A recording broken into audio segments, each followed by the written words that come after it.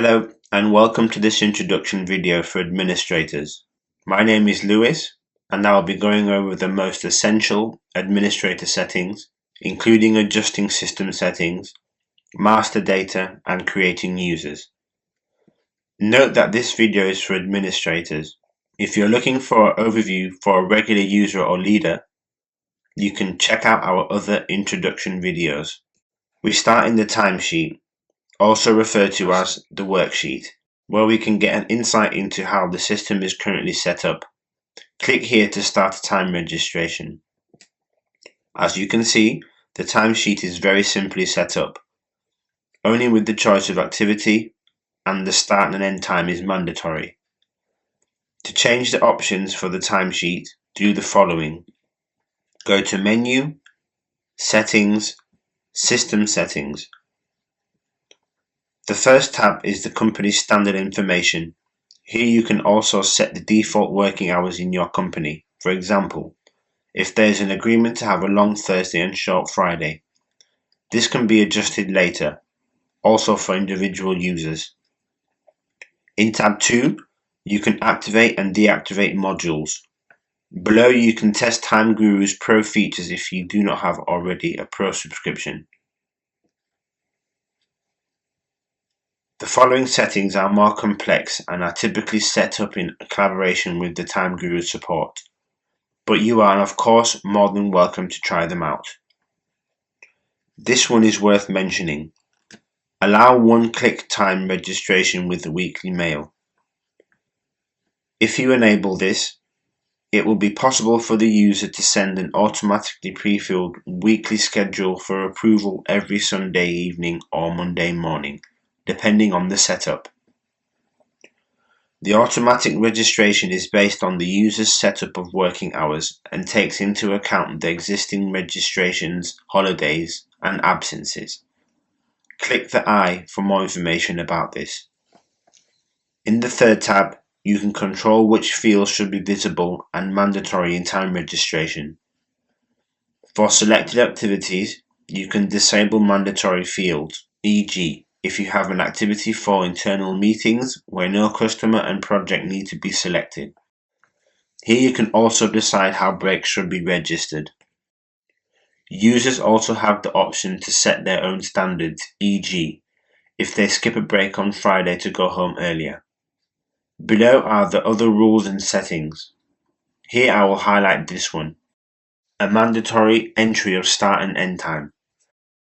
It can be beneficial to enable this if you want to be compliant with the new EU law for time tracking. Always remember once you fill in your details to save what you've filled in. If you want to change the color of the menu bar or add the company's logo, go to the Menu, Settings and System Design. Here you can add a logo to the bar, which will be visible here, and you can also add an invoice logo. If you choose a light color for your menu bar, it might be a good idea to change the text color to black. Note the size of your logo file and ensure the dimensions fit. Now let's take a look at our master data, including adding new users. Under each master data entry, there is a description explaining what they mean. Here you can create users. Before creating users, it might be a good idea to create departments and employee types, especially if you have department leaders who approve for their own department. You can optionally create employee types based on agreements of work contracts. Salaried and hourly employees are automatically created in the system. Consider the employee types as templates for groups of users with the same setup. Note that the Create User button might be difficult to see. You can find it here. Fill in the name, email and employment date for vacation calculation at a minimum. Add a department leader for leader approval if needed. If there is an integration set up to a payroll system, you can enter the payroll information here. If the user should not be approved by their department leader, you can set a custom approver. This is typically done for department leaders so they cannot approve themselves. If the module for at a shared terminal, e.g. an iPad, is at the entrance, you can configure it from the user here. Take a note that you must enable this option for you to use it. At the bottom, you can enter the weekly working hours and when they should start tracking time, as well as how many weekly hours to reach zero on potential flex time. Don't forget to click Save too.